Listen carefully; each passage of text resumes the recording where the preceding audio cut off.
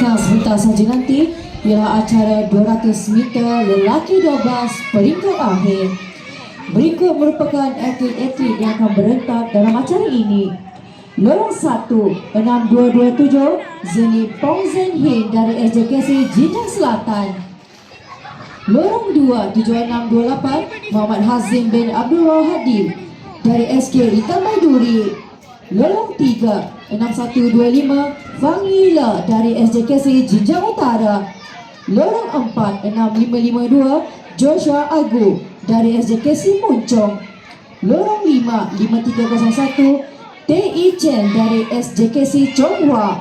Lorong 6, 6426 Lim Jun Ji dari SJKC Kepong 2. Lorong 7, 7626 Nivan Karunakaran dari SK Itan Maiduri.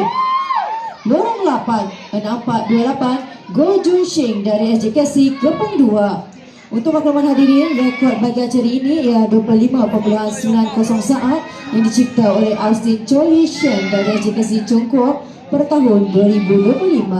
Mari sama-sama kita saksikan acara 200 meter lelaki 12 peringkat akhir.